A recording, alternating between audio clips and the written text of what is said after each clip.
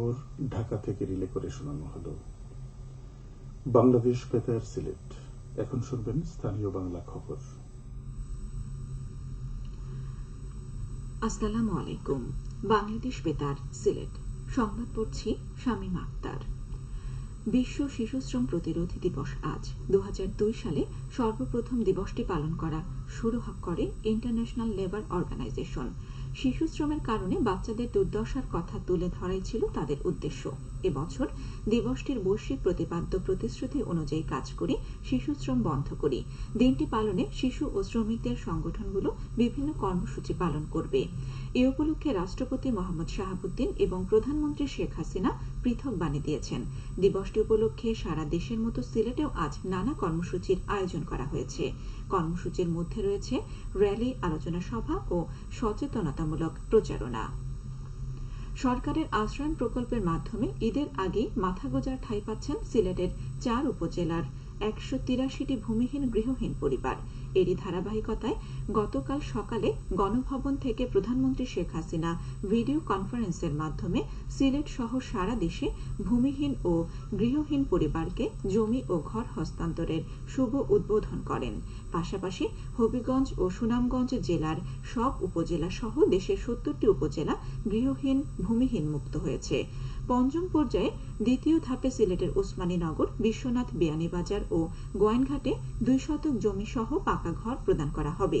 এর অংশ হিসেবে সিলেটের গোয়াইনঘাট উপজেলায় 40টি ভূমি গৃহহীন পরিবারকে জমি সহ ঘর হস্তান্তর করা হয়েছে। উপজেলা পরিষদ হলরুমে তাদের হাতে জমির কাগজপত্র ও ঘরের চাবি হস্তান্তর করা হয়। এদিকে হবিগঞ্জের 2 উপজেলায় 137টি পরিবারকে ঈদের উপহার হিসেবে ঘর প্রদান করা হয়েছে। এর মধ্যে আজমিরিগঞ্জে 66টি এবং চুনারুঘাটে 71টি ঘর প্রদান করা হয়েছে। সুনামগঞ্জ বিজ্ঞান ও প্রযুক্তি বিশ্ববিদ্যালয়ের প্রথমবারের মতো 2023-24 শিক্ষাবর্ষে স্নাতক প্রথম বর্ষে ভর্তি প্রক্রিয়া শেষ হয়েছে।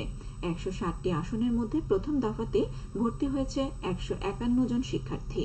এই শিক্ষা প্রতিষ্ঠানে ভর্তি হওয়া 151 জন শিক্ষার্থীকে নিয়ে সুনামগঞ্জ বিজ্ঞান ও প্রযুক্তি বিশ্ববিদ্যালয়ের অস্থায়ী ক্যাম্পাসে পাঠদান শুরু হতে যাচ্ছে। বাকি 9টি আসন শূন্য রয়েছে। গত 8 জুন প্রথম ধাপের ভর্তি কার্যক্রম সম্পন্ন হয়েছে। পরবর্তীতে মেধা তালিকা অনুযায়ী দ্বিতীয় ধাপে ভর্তির মাধ্যমে শূন্য আসন ফিল আপ করা হবে। চলতি বছরের 27 এপ্রিল দেশের বিভিন্ন এলাকার শিক্ষার্থীরা ভর্তি পরীক্ষায় অংশ নেয়। সিলেট সদর উপজেলা ও সিটি কর্পোরেশন এলাকায় ঝুঁকিপূর্ণ টিলা চিহ্নিত করে লাল পতাকা টানানো হয়েছে গতকাল। একই সঙ্গে মাইকিং করে সতর্কবার্তা প্রচার করে মানুষকে সচেতন করা হয়। ক্ষয়ক্ষতি এড়াতে টিলা থেকে নিরাপদ দূরত্বে অবস্থান করার জন্য এই সময় সকলকে অনুরোধ করা হয়। জেলা প্রশাসনের উদ্যোগে এই কার্যক্রম পরিচালিত হয়। এদিকে সিলেট টিলা ধসের ঘটনাস্থল পরিদর্শন করেছেন সাবেক পররাষ্ট্রমন্ত্রী doctor A.K. Abdul Momen MP ও সিটি মেয়র মোহাম্মদ আনোয়ারুজ্জামান চৌধুরী। গতকাল দুপুরে তারা ঘটনাস্থল পরিদর্শন করেন। পরিদর্শনকালে ডক্টর A.K. আব্দুল মোমেন বলেন, টিলা ধসের মতো অনাকাঙ্ক্ষিত ঘটনা এড়াতে সচেতন হতে হবে। এই সময় টিলা ধসের ঘটনায় নিহতদের পরিবার এবং আহতদের চিকিৎসার জন্য আর্থিক ও ত্রাণ সহায়তা করা হয়। পবিত্র ঈদুল আজহা ও গ্রীষ্মকালীন ছুটি উপলক্ষে সারা দেশের শিক্ষা প্রতিষ্ঠান 17 দিনের ছুটিতে যাচ্ছে। আগামীকাল থেকে এই ছুটি শুরু হয়ে শেষ হবে 29 জুন। 30 জুন অর্ধ দিবস ক্লাস হবে। 1 জুলাই থেকে পূর্ণ দিবস ক্লাস শুরু হবে। মাধ্যমিক ও উচ্চ শিক্ষা অধিদপ্তরের পরিচালক বলেন, আগামীকাল থেকে শুরু হয়ে যাবে, তাই আপাতত ঈদের ছুটির সঙ্গে সমন্বয় করে কোনো প্রতিষ্ঠান গ্রীষ্মকালীন ছুটি দিতে পারে। গ্রীষ্মকালীন ছুটি নিয়ে কোনো পরিবর্তন হলে তা পরে জানিয়ে দেওয়া হবে। স্মার্ট বাংলাদেশ বিনির্মাণে আমাদের করণীয় শীর্ষক আলোচনা ও মতবিনিময় সভা অনুষ্ঠিত হয়েছে গতকাল সিলেটে। নগরীর সরকারি মহিলা কলেজে অনুষ্ঠিত সভায় প্রধান অতিথি ছিলেন সিলেট রেঞ্জের ডিআইজি শাহ মিজান শফিউর রহমান। কলেজের অধ্যক্ষ নাজমিন ইসলাম চৌধুরীর সভাপতিত্বে বিশেষ অতিথি ছিলেন উপাধ্যক্ষ রোকসানা বেগম এবং শাহজালাল বিজ্ঞান ও প্রযুক্তি বিশ্ববিদ্যালয়ের লোক প্রশাসন বিভাগের সহযোগী অধ্যাপক চৌধুরী আব্দুল্লাহ আল হুসাইনি। মূল প্রবন্ধ উপস্থাপন করেন জেলা তথ্য অফিসের উপপরিচালক মোহাম্মদ সালাউদ্দিন। জেলা তথ্য অফিস এর আয়োজন করে।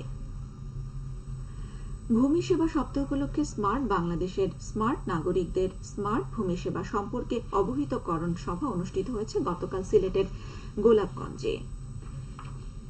সরকারি এমসি একাডেমিতে আয়োজিত সভায় নামজারি, অনলাইন আবেদনের মাধ্যমে ডাকযোগে খতিয়ান প্রাপ্তি, অনলাইন ভূমি উন্নয়ন কর আদায়ের প্রক্রিয়া সহ অনলাইন ভূমি সেবা সম্পর্কিত সকল সেবা সম্পর্কে শিক্ষার্থীদের অবহিত করা হয়।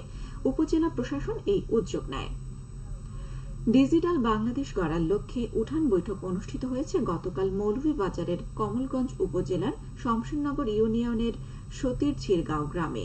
বৈঠকে নারী স্বাস্থ্য, স্যানিটেশন, মাদকাসক্ত রোধ সহ বিভিন্ন সমস্যার সমাধান ও ব্যবস্থা, সর্বজনীন পেনশন স্কিম, নারী উদ্যোক্তা বিষয়ে আলোচনা করা হয়। এই সময় তথ্য আপার সহ শতাধিক নারী উপকারভোগী উপস্থিত ছিলেন। তথ্য অফিস এর আয়োজন করে। খেলার খবর দাবা। সুনামগঞ্জের দক্ষিণ ছাতক উপজেলায় 12তম রেটিং দাবা প্রতিযোগিতা গতকাল থেকে শুরু হয়েছে। 5 দিন ব্যাপী প্রতিযোগিতায় স্থানীয় স্কুল ও কলেজের 42 জন দাবারু অংশ নিচ্ছেন। সবশেষে আবহাওয়া। পার্শ্ববর্তী এলাকায় আজ কোনো সতর্কবাণী নেই এবং সেই সাথে দেখাতে হবে না কোনো সংকেত। আজ সিলেটে সূর্যোদয় হয়েছে 5টা 2 মিনিটে এবং সূর্য অস্ত যাবে সন্ধে 6টা 43 মিনিটে। সংবাদ শেষ হলো।